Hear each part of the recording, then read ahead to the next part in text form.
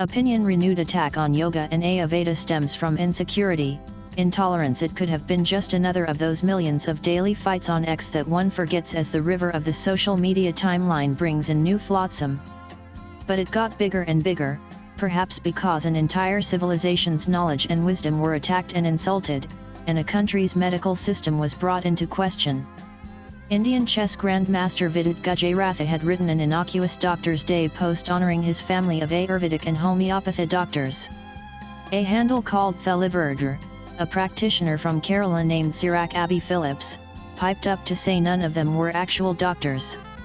Cheered on by some others, he called Ayush Ayurveda, yoga, and naturopathy, Unani, Siddha, and homeopathy pseudoscience.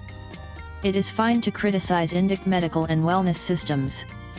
But when one repeatedly attacks and summarily dismisses it, one needs to delve into the motives. After all, the civilizational knowledge and wisdom of thousands of years that have healed generations cannot be simply mocked away. First, it betrays the deep insecurity of allopathy, which works on the Western paradigm of modern medicine, towards other medical systems. Many allopathic practitioners take the Abrahamic approach of exclusivity, that only it is the last word and the true cure, all other systems are hocus.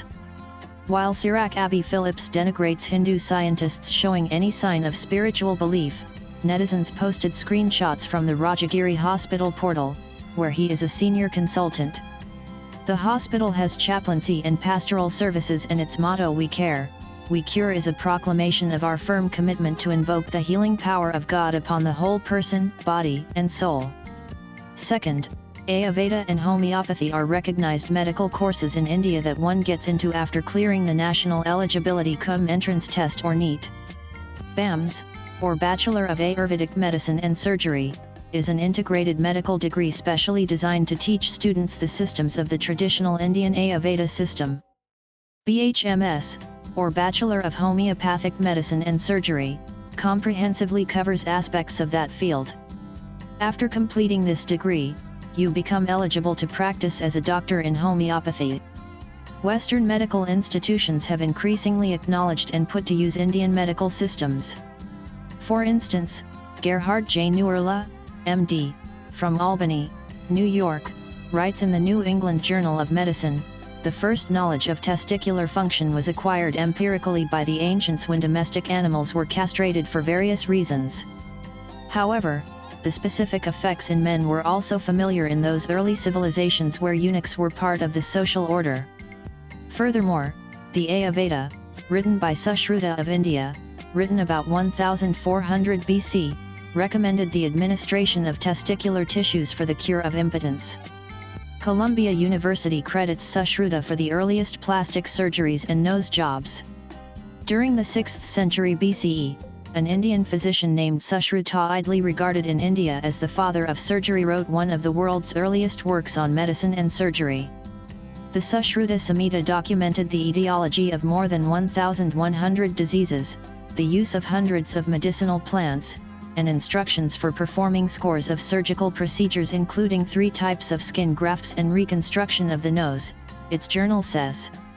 In his acclaimed book, Saving My Neck: A Doctor's East-West Journey Through Cancer, Dr. Timothy McCall, MD, wonderfully describes his experience at an Ayurvedic doctor's place in Kerala. He says this doctor, Chandu Kutty, loves taking the cases in which the conventional medical doctors have thrown up their hands. In the first week, Dr. McCall shadowed him at his clinic in 2007. He witnessed how a 20-something woman with rheumatoid arthritis slowly started recovering. She was bedridden despite high doses of prednisone and methotrexate, heavy Western meds used to calm her autoimmune condition. At Chandu Kutty's clinic, after a few massages with medicated oils infused with dozens of herbs, she was up walking with a cane. Within 3 days, she was walking without one. Dr. McCall writes, rather than looking at an entire organism, a reductionist studies the parts that comprise it. In medicine, for example, the heart is viewed as a collection of parts, each of which is studied in detail. Each of these parts is in turn broken down into its own constituent parts. In the case of the heart, reductionists examine the chambers, the valves, the coronary arteries, and every other part that can be identified. This process continues at ever finer levels of organization, down to nuclei and mitochondria, hormones, and neurotransmitters. Reductionist thinking in medicine has saved millions of lives. Consider antibiotics, insulin, and the polio vaccine, even hand washing. But, unfortunately, some physicians take a good thing too far. They put so much trust in the power of reductionism that they feel no need to consider the full humanity of their patients. When this attitude is taken to its extreme, the patient is seen as the sum of her lab tests and imaging studies. She becomes little more than a machine, some of whose parts can be fixed, others replaced.